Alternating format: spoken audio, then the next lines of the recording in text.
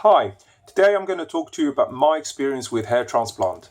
In fact, I can safely say I went through the whole stages and procedures that have anything to do with hair replacement, from hair systems to scalp pigmentation to even hair loss concealers or hair thickeners, and obviously finishing off with hair transplant. I know most of you watching are mainly interested in the before and after pictures, so let's do that first. The one on the left is me just before the operation, and the one on the right is me now, 3 months post-operation, and you can decide for yourselves which one is better. A couple of caveats though. First, like I said, this is me just under 3 months post-operation. And hair takes months to a year to grow more naturally, so I'm expecting it to be better with time. Second, like you saw from the before picture, I was severely bald for 20 years. For those familiar with the Norwood scale of baldness, I was between a Norwood 6 and a Norwood 7, which is the most severe baldness pattern. Third, and on top of that, I had very low density in my remaining natural hair, like you can see here. So frankly, any result would be a great improvement, but to have this result, being able to finally properly frame my face and have texture with my natural hair, and to have this kind of growth pattern this early on, I'm really chuffed. 4. My hair type is probably one of the worst for hair transplant. It's some sort of light afro, which means it's coarse and a bit curly, and transplant tends to make hair grow curlier.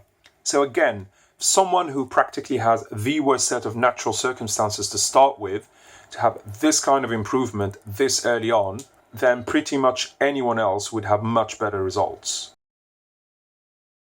5. I had one of 2 sessions. My second session is in a few months. For those who don't know, you'd need to wait at least 8 months between operations to give your donor area sufficient recuperation time. And anyone telling you less, you should avoid. So I had about 3,000 grafts in the front of my head, which, considering I have scalp pigmentation, or effectively a tattoo on my scalp, it means I cannot, for now, grow my natural hair on the sides and back, as it would leave a bare tattooed crown area. Not a good look. I grew my natural hair for about a week, only for the purpose of this video. I normally clip it every other day. After my second operation, I would be able to grow it normally, which would give a much better overall look. So basically, what I want to say is that I'm very glad of the results so far, considering all of that. I'm 40 years old now, and I wish I did it when I was like 30 or something. And I would undoubtedly have better, smoother, tighter overall look after the second operation. I'd make sure to post a video then to keep you guys updated.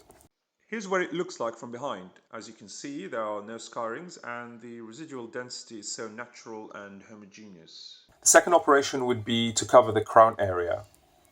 I'm also very pleased with the fact I could cut it short because, like I said, my hair doesn't grow long well, and I used a 9mm clipper attachment, and like you see, it looks natural with no marks whatsoever. Now I want to talk a bit about Turkey as a destination for hair transplant. For those who don't know, Turkey is a massive destination for hair transplant. Literally tens, if not hundreds of thousands of patients travel there from around the world every year.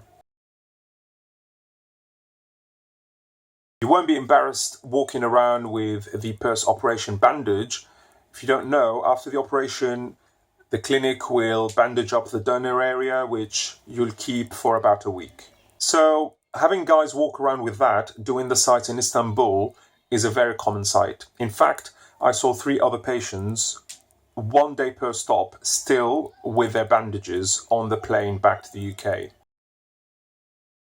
Turkey as a country is a great tourist destination with endless sites steeped in history where east meets west. I've personally been there several times and I made a holiday out of this operation. I stayed there for about 10 days and it's very easy to get around there due to the great modern facilities. I personally would recommend it over, say, going to India or Eastern Europe. The real question then, I hear you say, is how to choose from the plethora of clinics and surgeons. Well, the short answer, you can't. Not with a great deal of guarantee or certainty anyway. You wouldn't know for sure until you've done it.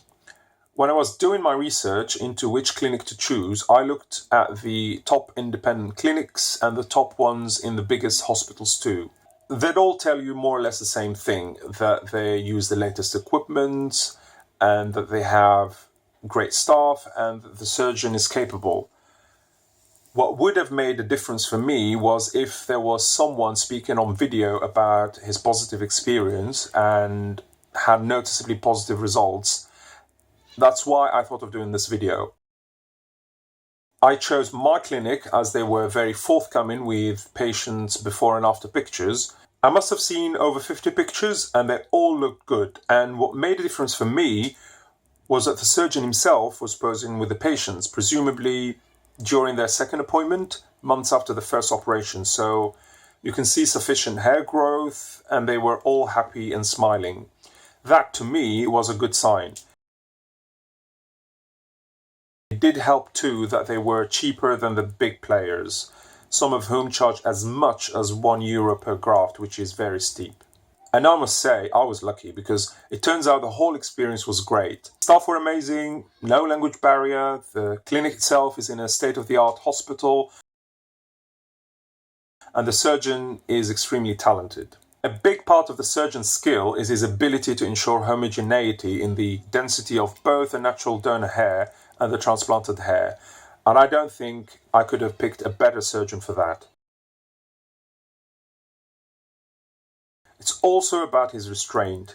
Like for instance, I see these hyped up methods of like maximum extraction procedure, where allegedly the maximum number of grafts are extracted and transplanted in one session. But the danger with that is not only excessively shocking the donor area, leading to more hair loss, but more importantly, poor homogeneity in density, as the more you extract, the poorer the density spread of hair. If I had a surgeon doing this method, lured by the promise of denser transplanted hair, my donor area would not be like you saw, it would be wrecked. Another marketing ploy is promises to extract hair from pretty much all sorts of other body parts. Patients do get lured in and temporary results may look promising, but long-term hair from other body parts will not stick long-term. The surgeon I use would never do any of that and would even send away clients if he thinks acceptable long-term results are not possible. I want to put the light on for you guys, it's starting to get dark. And also remember that a lot of you want to have a closer look, so here you go. That's how it looks now. Like I said, 3 months on, and it's only going to get better from now on, so I'm really happy. All in all, having spoken to so many clinics, the one I chose was truly a hidden gem, both in terms of excellence and price. I'm going to do videos about my experience with scalp pigmentation, with hair systems, and with hair thickeners or powders, so do look out for them if you're interested. If I missed out anything in this video and you have general questions, feel free to ask them in the comments section below. Or if you have more specific questions about my clinic or surgeon or prices, you can leave me a message on my WhatsApp or Facebook, which I left in the description section. And if you like my video, please don't forget to hit the like button. Cheers, guys.